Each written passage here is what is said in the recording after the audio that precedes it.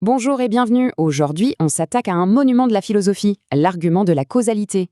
On va partir d'une observation toute simple, une que l'on fait tous les jours, pour essayer de répondre à une question, à l'une des plus grandes questions qui soit. Alors, allons-y. Tout ce qui se passe autour de nous, absolument tout, que ce soit une pomme qui tombe d'un arbre ou un téléphone qui sonne, c'est le résultat de quelque chose d'autre. C'est le principe de base de cause à effet, non. Mais la question c'est, si on remonte la chaîne encore et encore, jusqu'où peut-on aller ? Qu'est-ce qui a bien pu tout démarrer? Bon, mettons un peu d'ordre dans cette idée. Cet argument, il repose sur une règle qu'on observe partout dans notre univers.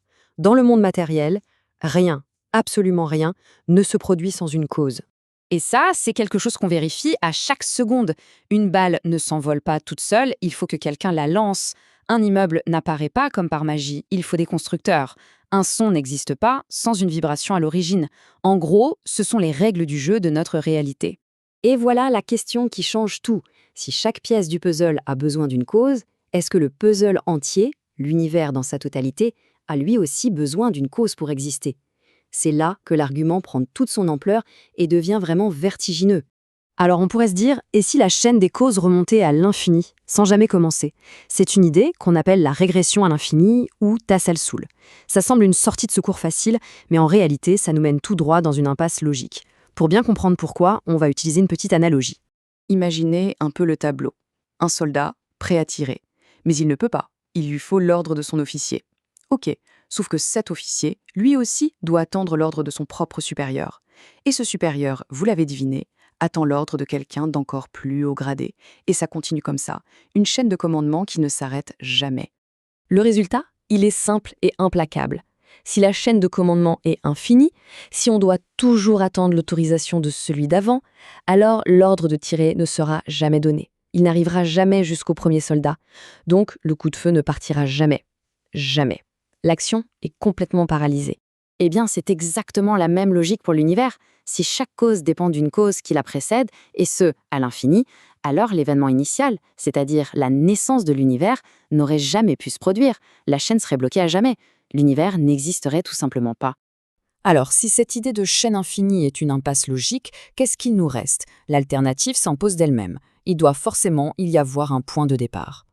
En fait, on se retrouve face à un choix très clair. D'un côté, la chaîne infinie, le fameux Tassalsul, où tout le monde attend tout le monde et où au final rien ne se passe. C'est l'inaction. De l'autre côté, il y a l'alternative, une cause première. Ce n'est pas juste un autre maillon dans la chaîne, c'est la source, le point de départ absolument nécessaire pour que l'action puisse avoir lieu. Pour revenir à notre histoire de soldats, la seule et unique façon pour que le coup de feu parte, c'est qu'il y ait tout en haut de la pyramide un commandant en chef. Quelqu'un qui a l'autorité de donner le premier ordre, sans avoir à l'attendre de qui que ce soit.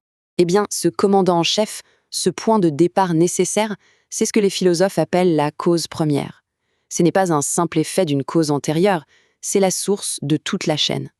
C'est la cause qui, par nécessité logique, n'a pas elle-même de cause. Là, logiquement, une question vient tout de suite à l'esprit. D'accord, mais alors qui ou quoi a causé la cause première?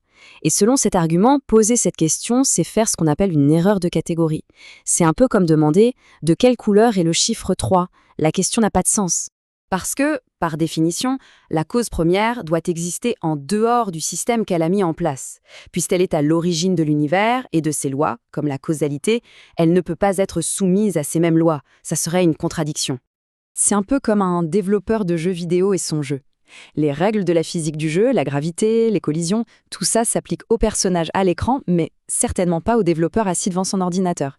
De la même manière, on ne peut pas appliquer les lois de la création, l'univers, au créateur lui-même. Cette citation résume parfaitement l'idée.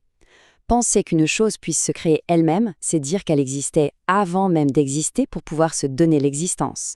C'est un nœud logique impossible à défaire. L'existence de la cause première doit donc être d'une toute autre nature que tout ce que l'on connaît.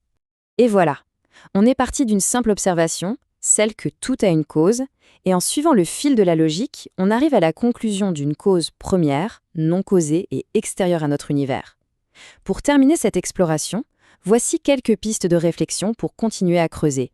Finalement, cet argument nous pousse à voir le monde différemment, non pas comme une suite de hasards infinis, mais comme une chaîne d'événements qui, logiquement, doit avoir un point de départ. Qu'est-ce que ce commencement implique pour notre vision de la réalité? C'est une question qui résonne bien au-delà des cours de philosophie. Merci d'avoir exploré cette grande idée avec nous.